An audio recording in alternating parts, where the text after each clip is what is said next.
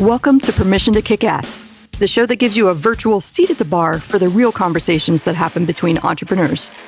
I'm interviewing all kinds of business owners, from those just a few years into freelancing to CEOs helming 9-figure companies.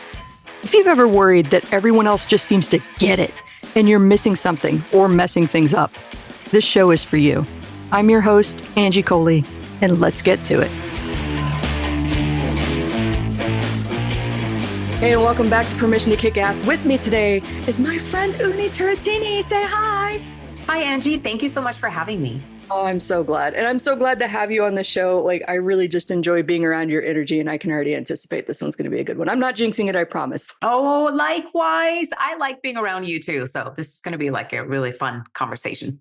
Awesome. Well, I love what you do. And I think that this is going to be fascinating for people because how many human connection experts do you know? I know one, and it's Unni. So please tell us a little bit more about what you do. Oh, yeah. And that is actually the reason why I came to you. Like, how do I talk about what I do in a way that people get it, right? On my website, on my social media, everywhere.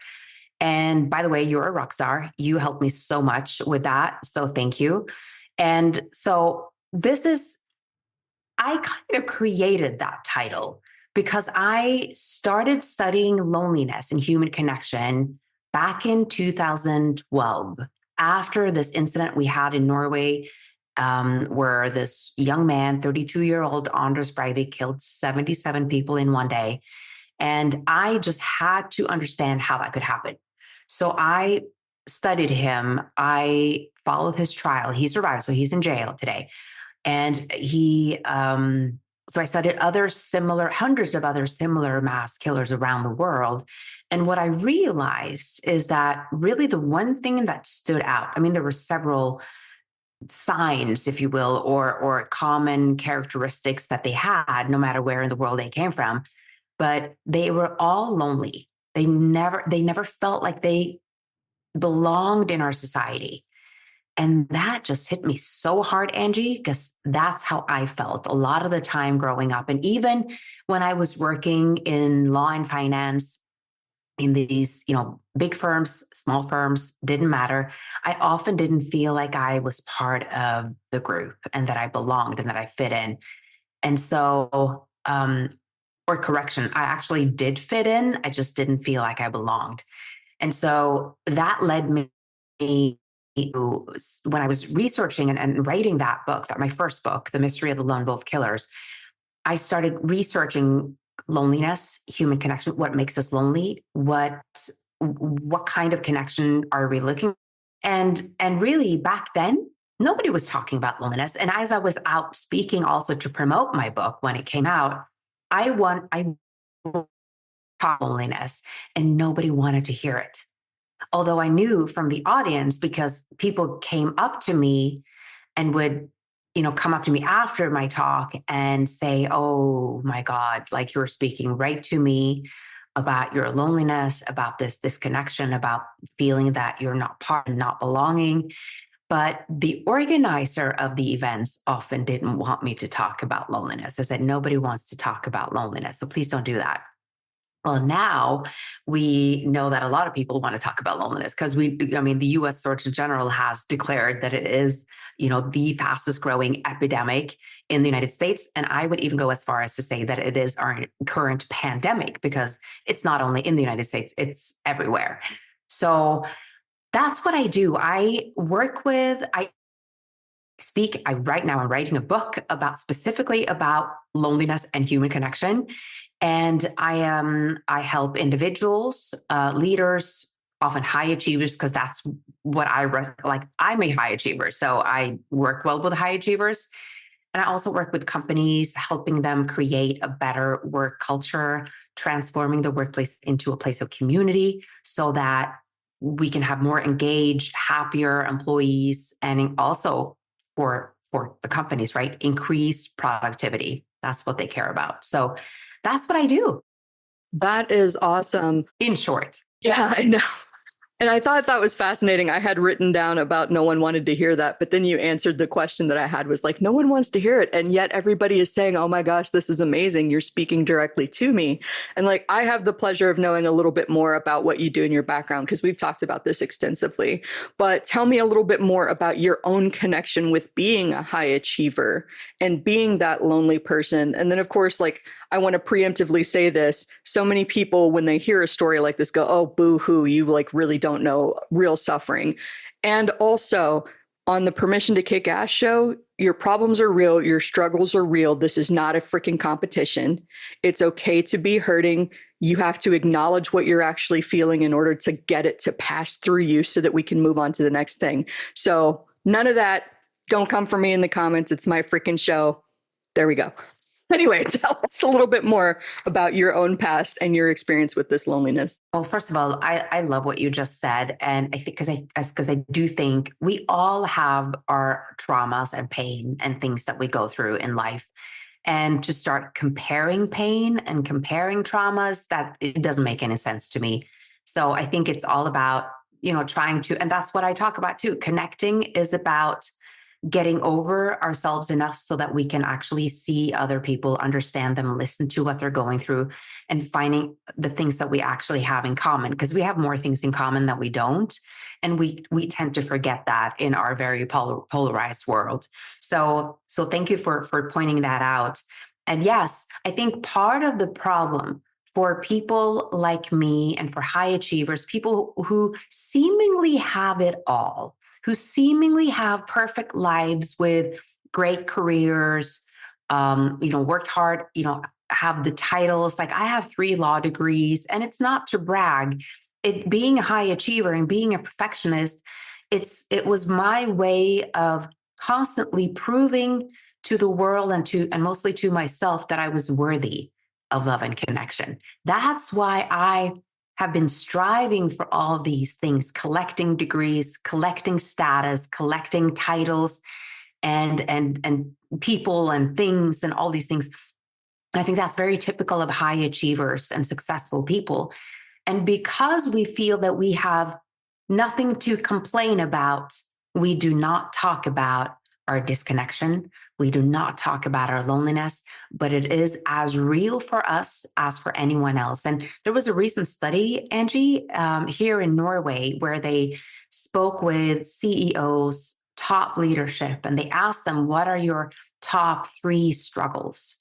And one of those was loneliness. And we were, people were so shocked. How can you be a CEO and be lonely? Well, because it's lonely at the top and you feel like you have no one to talk to because no one gets you. No one gets that you're not allowed to have problems when you are in positions of power, I would say.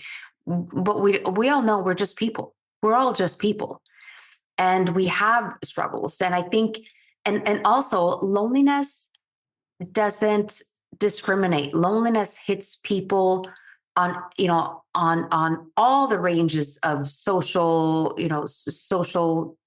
wherever you are on the social ladder, wherever you are in the world, whatever color of skin, it really doesn't matter. Loneliness affects all of us. And we know that in the United States, it's 1 out of 2. So it's, more than 160 million people dealing with loneliness in the United States right now. So I think this is the time to really come out and talk about it and to share and not to, and for me, that took a long time because I felt so ashamed. I felt like if I, with all these people around me, can feel that I'm lonely, it must mean that I have failed at social connection. Because I'm not isolated. I'm not like, I have all these people around me. And loneliness today rarely has anything to do with social isolation. It's an emotional isolation. It's feeling that you're not part of. It's that sense that even though you have colleagues, you have family, you have friends, and all of these people may be great people, but the quality of the connection, the quality of the interaction is not fulfilling. Oh, I hear you so much on that. But in fact, this is so timely, like not just because we've been talking about this, but I was actually on a mastermind call yesterday. And once a month, we do a mindset call with a mindset coach. Shout out to Brian, shout out to Ron. And yesterday we were kind of talking about this idea of worthiness and like helped me identify, we're going to go deep here, deep into Angie's psyche, right? So I have a brother who is 15 years younger than me. So in my teens, I was basically like helping raise the kids, get them to school and stuff like that. I have been a caregiver for as long as I can remember. And I can see that manifesting in my own business, in this show, even in the daily activities, in like, if I'm not actively caring and doing for others, I don't feel a lot of worthiness. And then if shame gets added to the equation and we're not talking about this, like I actually brought up on the call, I am afraid to say this in front of my professional colleagues because I worry about the things that they'll say, the things that they'll think about me. But I decided I need to say this because it's what's on my heart. It's what's on my mind. I don't care if they think that I'm crazy. If they think that I'm crazy or if they're judging me for thinking and feeling this way, okay, that fair enough. We've all got our own issues to deal with. Not everybody can like everybody all the time. It's okay. But if I am refusing to own what is happening in my life and the thoughts that are going through my head, and with the caveat of I've done a lot of work to separate thoughts and feelings and understand that feelings are fleeting and they are not the truth, but they are indicators of stuff that we need to look at and work on and care for, right? But if I can't share that stuff, especially with people that I have these relationships with, for fear that I'm going to be judged, oh my gosh, the pain that you're in, suffering in silence and alone for fear of that judgment, just breaks my heart. Amen. And you know, that is a huge part of our loneliness pandemic is that we, in order to feel connected, we actually have to risk rejection. We have to show up being seen for who we truly are, even if people judge us, even if people will reject us. Because if we don't, if we just change ourselves to fit in like I did for so many years, then we will never feel seen, heard, and valued. Because how can people see us when we're not showing them who we are? And then we do that enough and repeat that enough for over years, we don't even know who we are anymore. And that's when we have really disconnected from ourselves and lost ourselves. And then, you know, then that's a long journey back like it was for me. So yeah, that's a good point.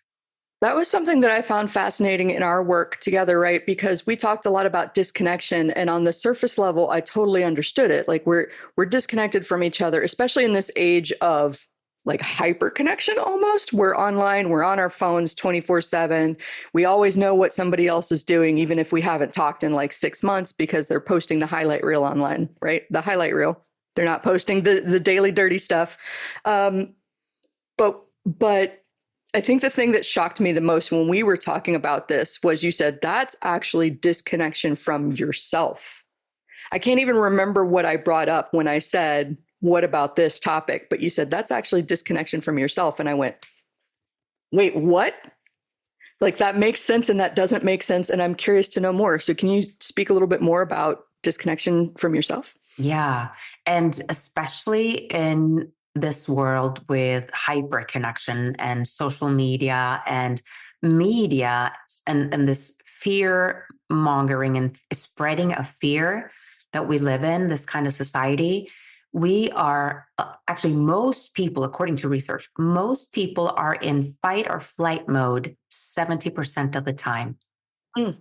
I would say a lot of people are in fight or flight mode 100% of the time, right? But even when we're sleeping, and that's why we wake up in the morning, and this happens to me all the time. I wake up and I'm like, and I'm tense. I'm tense. I'm stressed, and I don't even feel rested because that limbic part of the brain has been working and is constantly vigilant for danger, scouting for danger, even when I'm sleeping. And so when we're in that state, what happens in fight or flight, and this is also social media also can exaggerate that, because when we look at other people and their seemingly perfect lives, and we don't feel that we have what they have, that makes us feel like we're alone. It makes us feel lonely. And what happens in our brain, our prehistoric brain, is that when we feel isolated, when we feel lonely, our brain believes that we are in danger. So it puts us into fight or flight. And what happens is that the frontal lobe part of the brain is disconnected. Big parts of our brain are actually disconnected, and only the parts of the brain and the functions of our body that are absolutely necessary for our survival, should we need to run away from an energy, fight it, or freeze, those are the only functions that are functioning. And so our body is flooded with these stress chemicals. And, and when we don't use them, because we're actually in fight or flight over something that is not an external threat, and we're in that state, we were never meant to be in that state most of the day. We were never meant to sustain those chemicals over time. So they start to tear us down from the inside. So then we get sick, we get autoimmune, issues, we get heart failures, we get all sorts of issues with our health. And also because we have lost, and this is something that a lot of people, and especially these leaders and high achievers that I work with, but of course it happens to everyone in fight or flight over time, is that because you've lost contact with the frontal lobe part of your brain, which is, by the way, the CEO of your life. This is the part that is the thinker. This is the one that can let's look at the bigger perspective here. Let's look at the 10-year plan vision. Let's see the big thing here. That's not accessible to us. So that's why we experience brain fog. We think that we can't reflect. We feel tired. We feel exhausted because of these hormones in our body, but also we can't think straight.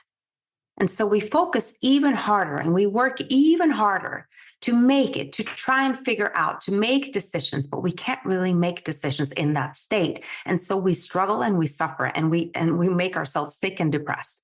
And that is disconnection. So a lot of, we think we're maybe, disconnected from ourselves. Well, what does it really mean? Well, first of all, it means being in survival mode.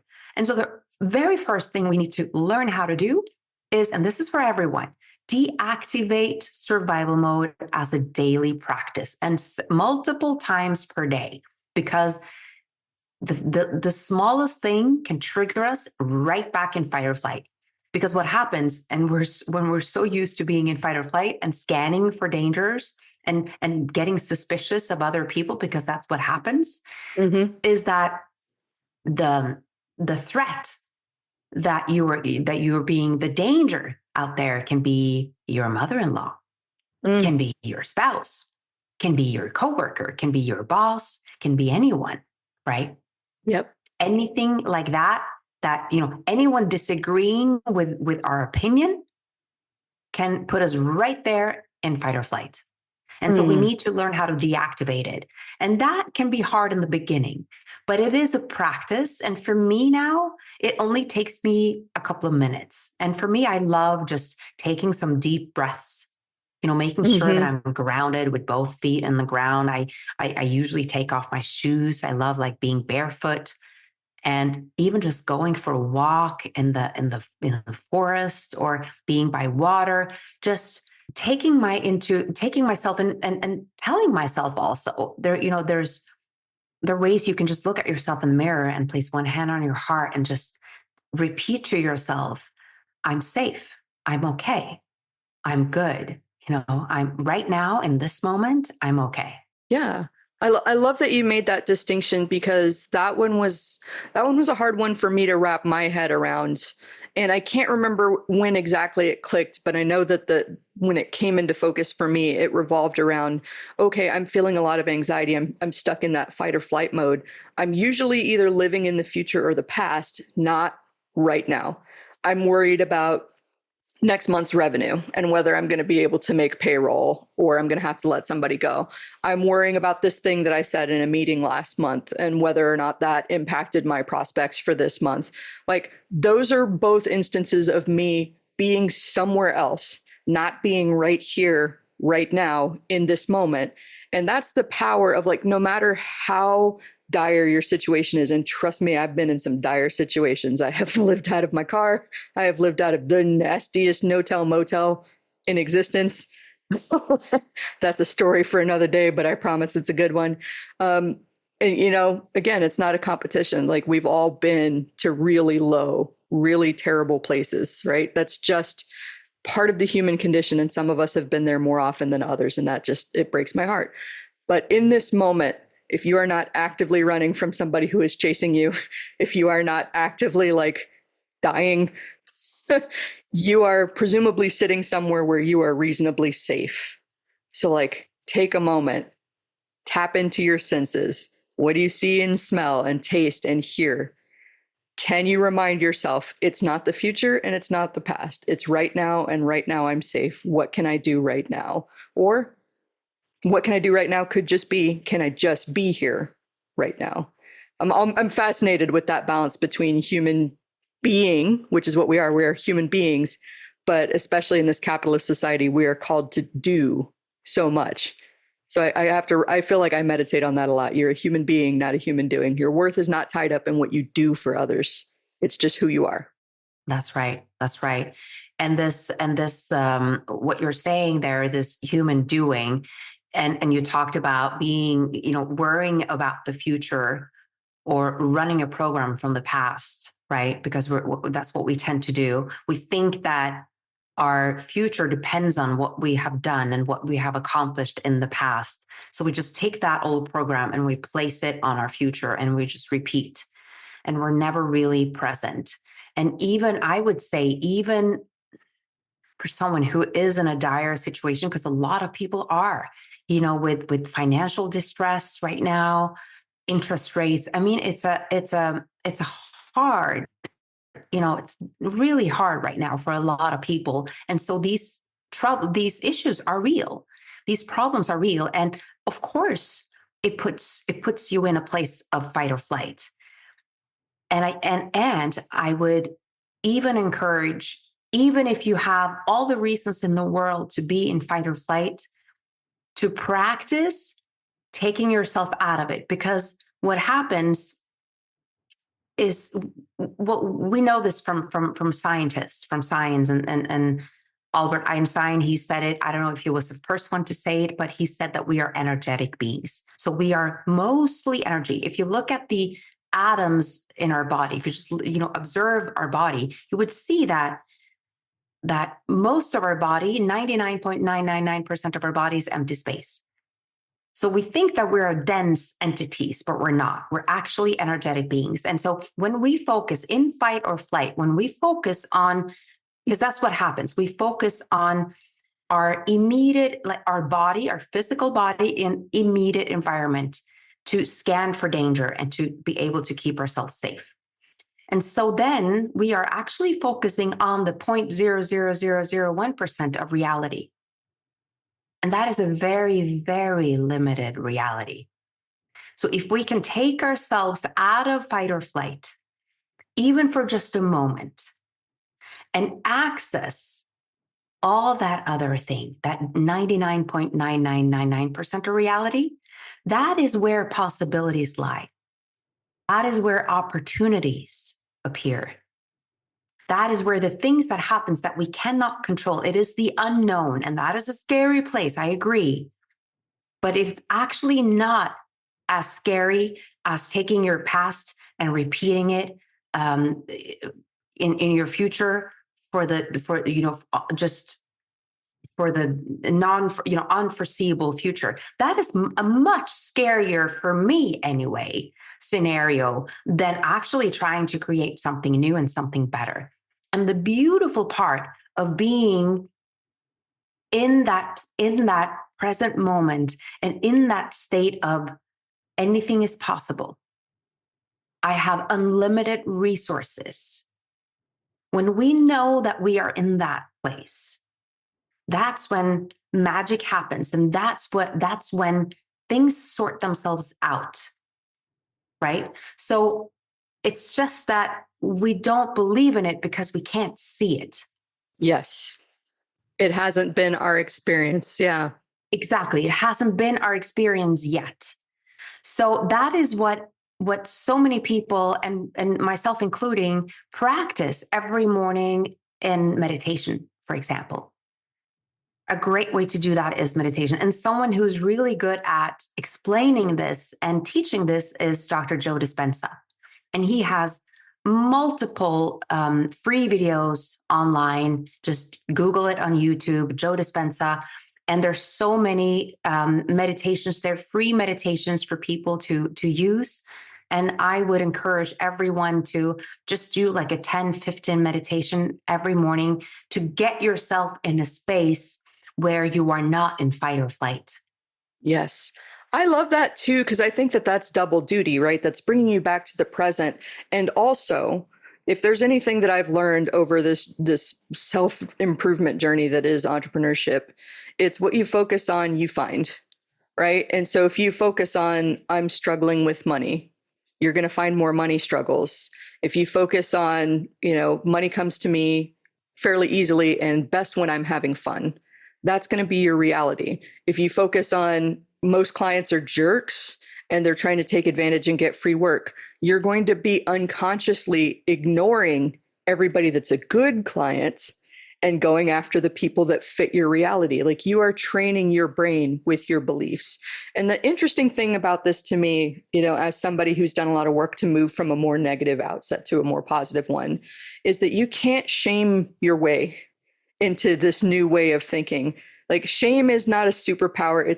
It's kryptonite. It will cripple you. It will prevent you from getting where you want to go. It'll keep you playing small.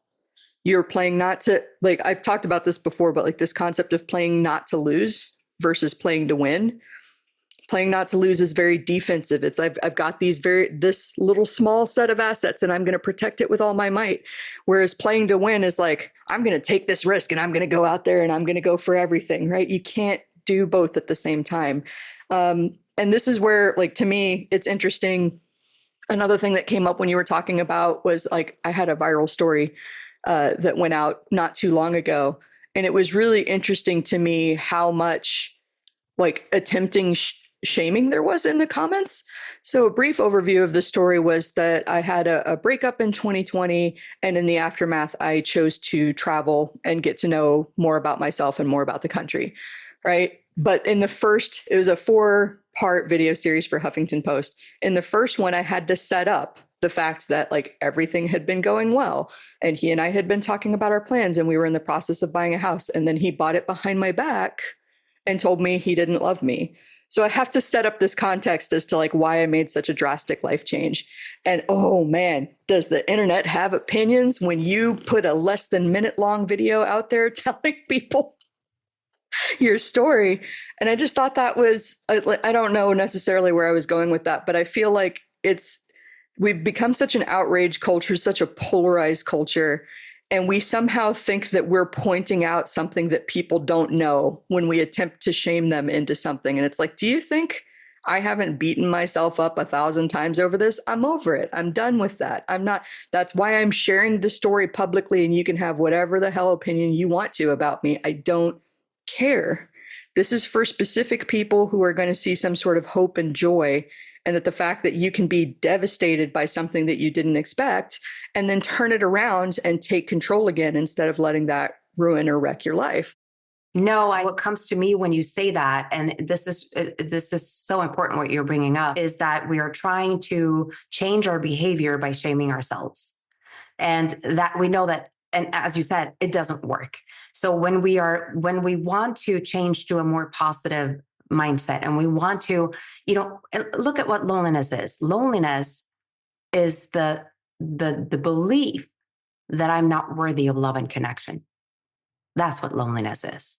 And that's why actually what we're seeing in our world today is not a loneliness pandemic, it's a unworthiness pandemic. So we need to build our self-worth. And the way to start that is, when it comes to connection and belonging and loneliness, is to change really anything that you want to change a belief. It's not enough to change the words. You actually have to feel it. So what I do in my morning practice is that I decide, who do I want to be today? And then I actually write it down before my meditation. I do a little prep before my meditation. I write down. Sometimes I write, if it helps me, I write, how am I feeling, right? Like, what is the icky, yucky feeling that I'm actually feeling? And I write that down. And then I write, how do I want to feel? For example, when it comes to belonging, is one of the things that I've changed for myself is to, and I repeat this to myself, and I feel it, is that I decide every morning that every single room I'm walking into today, I belong in that room. And as I enter a room, and this is, I think this is something everyone should do, because we walk into rooms and then we feel insecure and we think people are judging us, and maybe they are, and most probably they're not, because everyone is so concerned about themselves that they're really not thinking about you. So if you walk into a room knowing that you belong there, how do you feel when you know you belong in a room? You feel really good, right? You feel confident. You have a certain energy around you. You're magnetic. You're coming there. People want to be around you because it feels really good to be around you, because not a lot of people are magnetic. So we want to be around those people who feel good to be around. So when you know that you belong, you know that you are worthy of love and connection, and you can just see yourself and you can visualize it, walking into a room and everyone turns their head and people come up to you. They want to talk to you. They want to get to know you. They want you to, oh, come sit here. There's a free spot here. You can sit right here. Come sit with us. Just when you feel that feeling, just talking about it, I can feel it. That's how we change a belief. That's how we change our state. We change it by feeling that way. It's not enough to say it. So you feel it and then you say it. And then I meditate on it. And in my meditation, I amplify that feeling.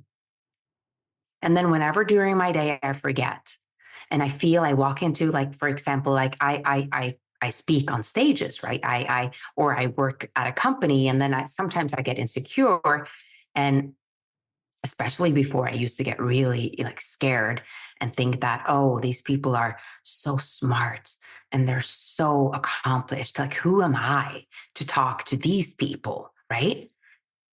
And then when I can feel, and I prep myself to feel that I belong in that room and that I actually have something to bring to the table, and I see these people are actually being interested, they lean in.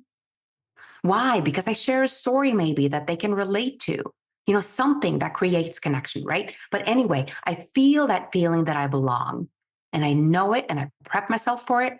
That's when everything changes. And that's just one example. You can use this for anything, but that's really big when it comes to belonging. I love that. And it ties into, I think, some recent discussions that I've had in such a beautiful way. One, like, it circles back to what we talked about earlier. What you focus on, you find, right? You were focused on finding the belonging, finding that power, right? Finding that connection. And that's exactly what happens. We've seen studies about, I can't remember, but I know I've read about this multiple times with top athletes who visualize themselves making the game-winning shot in the final seconds when the pressure's on and the crowd is, like, insane, right? If they imagine themselves choking in the final seconds, what do you think is going to happen? Right? And then, like, this energy, we talked about the energy and the connection. What if, even if you don't feel your most best, most confident, you're exactly where you need to be? Because you don't actually have to be perfect to impress people, to connect with people, to share a message, to change someone's life. You could be living your perfectly imperfect life, making all of the mistakes, and inspire somebody who will never, ever tell you what you did for them. And so I feel like that's a constant reminder that I have to have for myself, right? Because I do want to build $1 million business and I want to travel the world and I've got all these lofty, ambitious goals. And it's really easy to get caught up in all the ways that I'm falling short of what I want to be, especially on down days. Or like, I actually had 1 month where every single client I worked with had a payment emergency that month. And it was like, whoo, panic time, right? But I don't. You've got to remember that perfection is an image. It's not accurate. You don't know what's going on in somebody's inner worlds. I've been privy to more conversations than you know, where somebody was up on stage giving the polished, perfect speech, impressing the hell out of everybody in the audience, and their life was falling apart behind the scenes with like lawsuits and divorces and all kinds of painful stuff. So absolutely. And back to what you said about, getting, hateful comments and these trolls. And I think for us, for entrepreneurs, for business owners, for anyone who, when you put yourself out there, try, because that's the opposite of fitting in. That's you putting yourself out there in order to connect with an audience, with a person, with a group, whatever. And there is that risk that you're going to get rejected. There is that risk that somebody's not going to like you, but we have to do it anyway. We have to put ourselves out there anyway. And I think that's really beautiful that you did. That was a vulnerable story that you shared. And look, it went viral. You did so well. You got so many people resonating with that story. And yeah, some people didn't. Some people who were by the way, in survival mode, disconnected from their own selves, poured their hatred onto you. By the way, it has nothing to do with you. It's all about them, right? But I think we have to it's our job not to react to that, but to keep putting ourselves out there anyway, because we're not supposed to be friends and good friends with everybody on this planet. The way that we find our tribe when we put ourselves out there, and there will be people who seek you out because you shared that, and they want to be in your inner circle. They want to be friends with you. They want to work with you. So we have to keep doing it. Yeah. And you said, I think the word choice was perfect there. We're talking about fitting in versus belonging. Those are two drastically different things. Fitting in requires you to shrink yourself, put yourself into a box made of somebody else's expectations, change everything about you and who you are innately that makes you special and wonderful and unique. I've said it before on the show, but like if you zoom out, right? If we forget ourselves for a second and think about everything over the last several billion years that had to line up just perfectly for Unni and I to be talking right now. Anything could have changed. The introduction that we had to talk together could not have happened, right? I could not have been introduced to her. There's a million things that could have prevented this thing from happening. And yet here we are having, in my opinion, quite a miraculous conversation. So why would you shrink that? Why would you hide that? Why would you allow somebody else to make you feel small? And I get that if you haven't built up that resilience muscle, right? That inner faith muscle, that it's hard to stand up and believe that there's something special about you. But I promise it's there. You're different from every other human being on the earth, even though you have a lot of similarities and a lot of commonalities, right? Contrast that with belonging, where I get to be that head-banging nerd with the bright hair and the piercings who shows up at a business event and has something to contribute, even though I'm not wearing a suit. I belong, but I definitely don't fit in, and that's fine by me. I don't care about that. That's right. And I think there's another aspect of this giving of yourself, really. That's what it is. When you show up as you authentically, you give of yourself, you contribute, because your voice matters and is important, even if we think it's not, even if we are made to believe that, oh, I don't matter, who do you think you are? That little voice, I have that voice telling me, who do you think you are, a lot.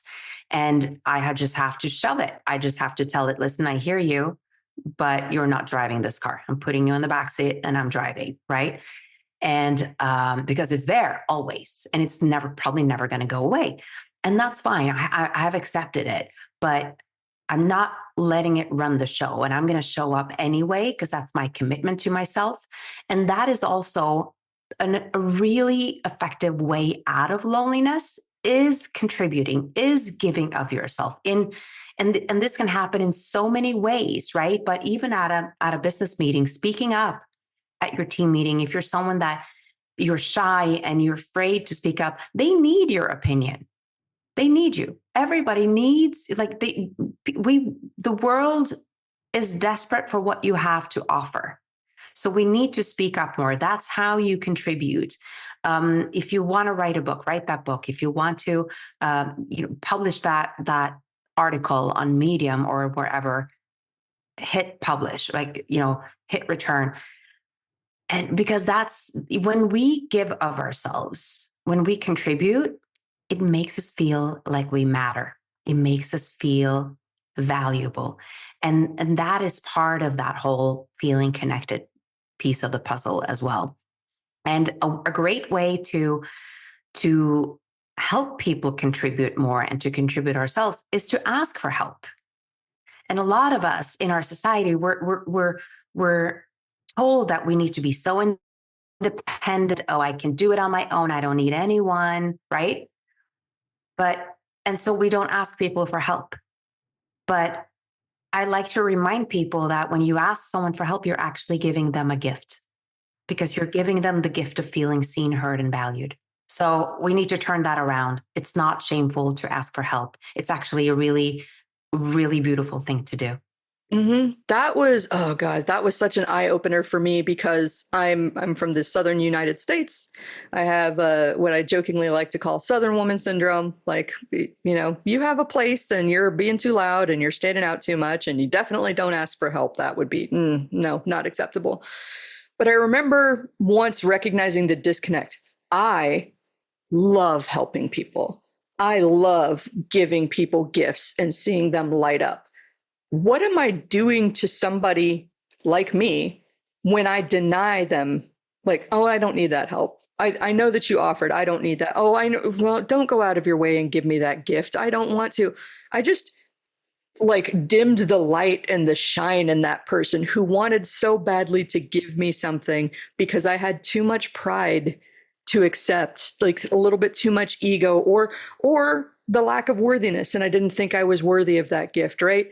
Like, talk about vulnerability and opening yourself up to help, opening yourself up to a gift, and allowing another person, exactly like you said, to be seen, heard, and understood, and allowing yourself to be seen, heard, and understood. Beautiful. Yeah. Yeah. And we forget that, right? In our world, that we're supposed to be so independent and so strong and make it on our own. We're not meant to, we're not supposed to.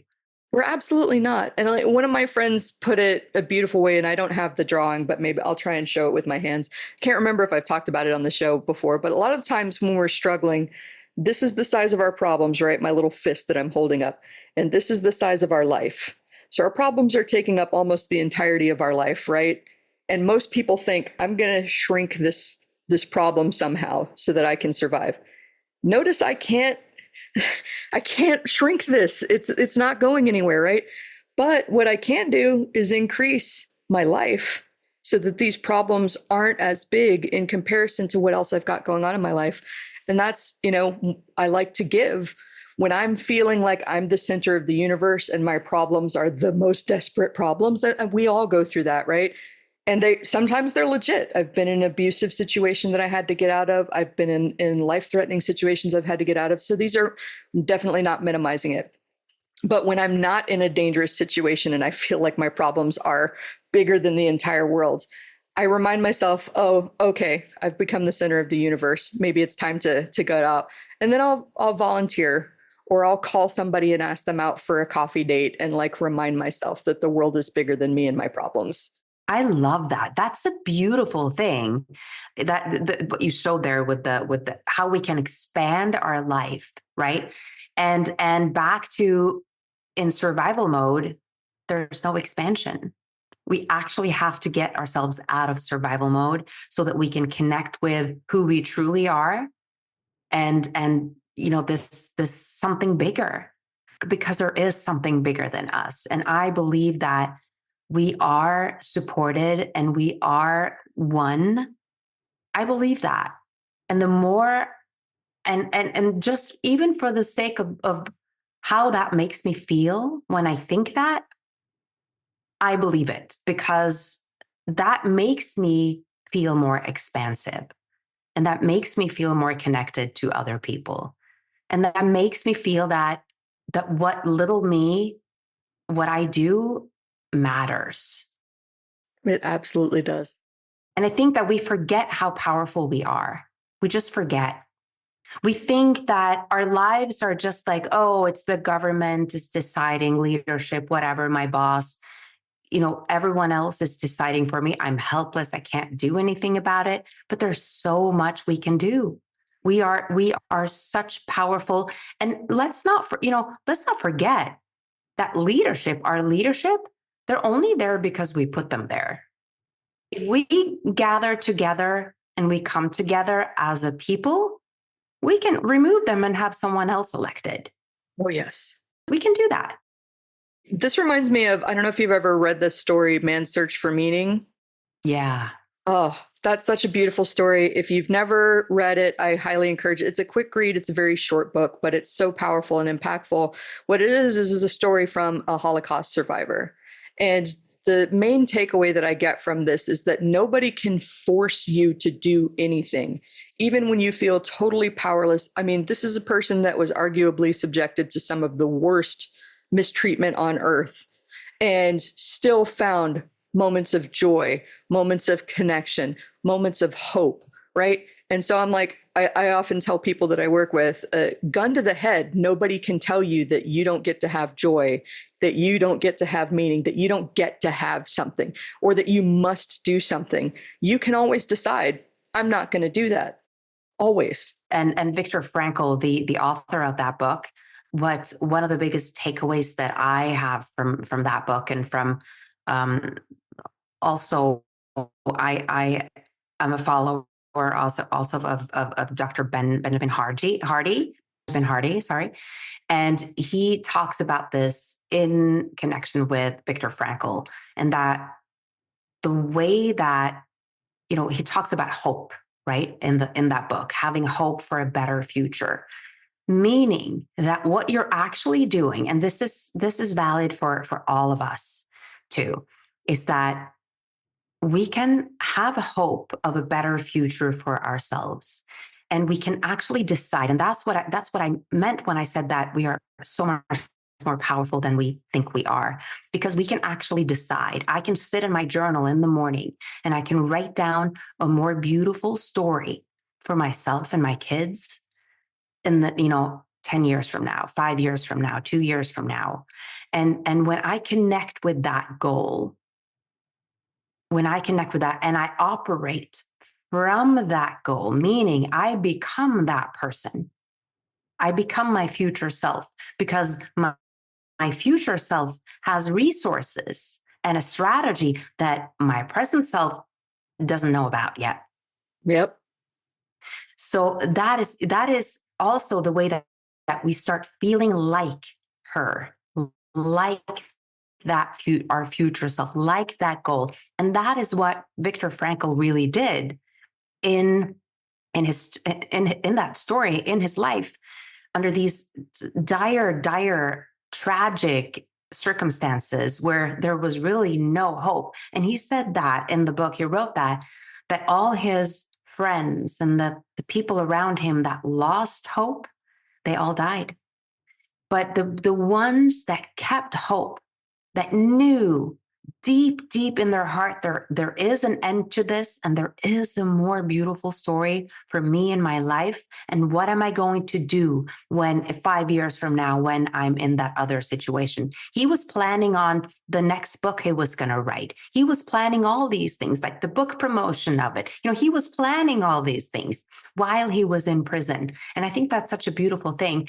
And similarly with Nelson Mandela in prison on I believe it was Robben Island, right outside of Cape Town in South Africa, when, also the most inhumane circumstances, torture for 2 decades almost, he was in there.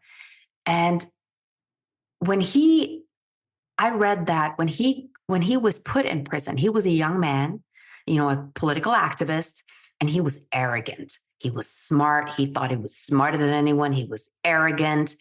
And prison shaped him into becoming the leader that he became, where he forgave everyone that hurt him and all these other people. And so we can let our challenges and our difficult situations shape us and decide who we become, or we can allow them as an opportunity to become who we want to become. I feel like that's the perfect note to end on, because I want to ask like 20 more questions and make this a 5-hour show, but I know that we're coming up on time. So thank you so much for being on the show. You have been a fantastic guest. Please tell us more where we can learn about you and your work. First of all, thank you so much for having me, Angie. I could talk for hours with you. You know that. So I am on all social media, LinkedIn, Instagram, Facebook. I'm not so active on Twitter. So mainly Instagram, Facebook, and LinkedIn. And if you Google my name, Unni Turrettini, that's UNNI, and then TURRETTINI, you find me because I'm the only one with my name. And I also have some free downloads if you struggle with connecting with yourselves. And so I have that. I have also another download to help connecting with other people. And for companies, I have a download as well to help to create more coherent teams. I'd love to connect.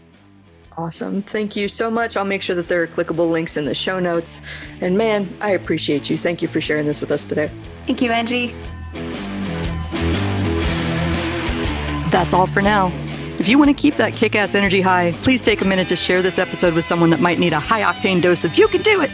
Don't forget to rate, review, and subscribe to the Permission to Kick-Ass podcast on Apple Podcasts, Spotify, and wherever you stream your podcasts. I'm your host, Angie Coley, and I'm here rooting for you. Thanks for listening, and let's go kick some ass.